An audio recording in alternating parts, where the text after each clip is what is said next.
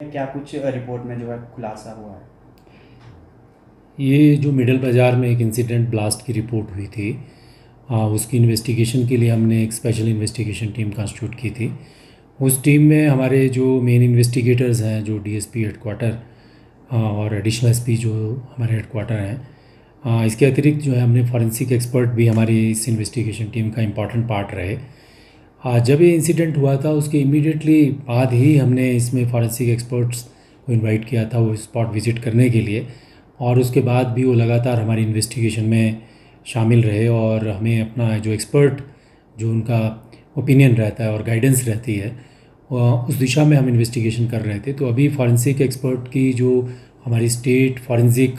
जो science laboratory की जो रिपोर्ट है, उनकी रिपोर्ट हमारे पास आई और उस रिपोर्ट में जो प्रथम दृष्टया लग रहा था कि ये एक गैसियस ब्लास्ट है, एलपीजी से जो ब्लास्ट हुआ है, उसके लीक होने से ब्लास्ट हुआ है, वो रिपोर्ट आई है और उसी के अनुरूप हम आगे की इन्वेस्टिगेशन अब करेंगे। लोगों में जो है नहीं, इसमें इन्वेस्टिगेशन जो है पुलिस जो है अपना काम पूरा कर रही है, और जो स्पॉट पे रिस्पांस टाइम हमारा होना चाहिए था हमने उसी के अकॉर्डिंगली प्रॉपर्ली अपनी इन्वेस्टिगेशन की, टाइमली रेस्क्यू ऑपरेशन किया। और उसके बाद जो थी हमारी इन्वेस्टिगेशन जो थी, हमने जो फास्टेस्ट पॉसिबल टाइम है उसके में ही हमने इस इन्वेस्टिगेशन को पूरा करने की कोशिश की है। और जो धारणाएं शंकाएं होती हैं किसी भी बड़े इंसिडेंट जो इस तरह की होती है उसमें डेफिनेटली बनती हैं, इसीलिए हमने फास्ट और प्रॉपर एडिक्वेट एक्सपीडिशियस इन्वेस्टिगेशन की है। जो एक्सपर्ट्स हैं उनकी जो ओपिनियन होती है वो बहुत महत्वपूर्ण होती है इस प्रकार की जो इंसिडेंट्स होती हैं, और उसमें बड़ा क्लियर है कि ये एक गैस से हुआ एक्सप्लोज़न है और इसमें कोई नेफेरियस एलिमेंट या कोई एंटी नेशनल एलिमेंट्स की कोई इन्वॉल्वमेंट हमको नहीं मिली। और इसके आधार भी हैं, जो प्रत्यक्षदर्शी हैं जो इस इंसिडेंट में इंजर्ड हुए हैं, उन्होंने भी यही हमको स्टेटमेंट दी थी कि ये जो जब वो उस रेस्टोरेंट में काम कर रहे थे वहाँ पर जब गए तो वहाँ पे काफ़ी मात्रा में गैस लीक हो चुकी थी और फिर भी हो रही थी। इसके अलावा जो स्पॉट पे हमें कोई ऐसा साक्ष्य नहीं मिला जो ये दिशा देता हो कि इसमें कोई इस प्रकार का एक्सप्लोज़न है जो नेफेरियस या बैड एलिमेंट्स ने कोई एक्सप्लोज़न किया होगा। तीसरी बात ये है कि ये कॉन्शियस और एक्सक्लूसिव पोजीशन जो था वो हिमाचल रसोई के वर्कर्स, ओनर और उन्हीं को एक्सेस थी, कोई थर्ड पार्टी तो उसमें नहीं गई थी।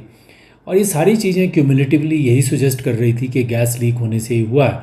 लेकिन एक बात जो इम्पॉर्टेंट आप कह रहे हैं कि भय या संशय की जो बात है, हम सोचते हैं कि एलपीजी जो है हमारे घर में, हम एज ए फ्रेंड हमारे किचन में काम कर रही है। एलपीजी वैसी गैस नहीं है, मिक्सचर है बहुत सारे फ्लेमेबल ज्वलनशील गैसेस का,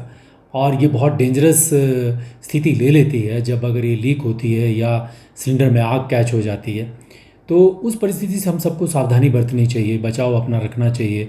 और इसी दिशा में हमने डिस्ट्रिक्ट एडमिनिस्ट्रेशन को, जिलाधीश और म्यूनसिपल कॉरपोरेशन को पत्र भी लिखे हैं कि फायर सेफ्टी को लेकर के शिमला में बहुत सारी ईटरीज़ हैं, बहुत सारे होटल्स हैं और बहुत सारी ईटरीज़ जो हमारे मेन कोर एरिया में ही हैं, उनको फायर सेफ्टी की ट्रेनिंग होनी चाहिए। और साथ साथ में फायर सेफ्टी को लेकर के जो मेज़र लेने चाहिए वो सबको मेज़र लेने चाहिए जो इस तरह का बिज़नेस कर रहे हैं। तो ये सारी बातें हैं और इसमें बिल्कुल स्पष्ट है जब एक्सपर्ट अपनी राय दे रहे हैं, तथ्य हमारे सामने हैं, फैक्ट्स हमारे सामने हैं, तो इसमें कोई अब इसमें कोई इस तरह की दो राय है ही नहीं, और हम भी अपनी इन्वेस्टिगेशन इसी दिशा में अकॉर्डिंगली बढ़ा रहे हैं। सेफ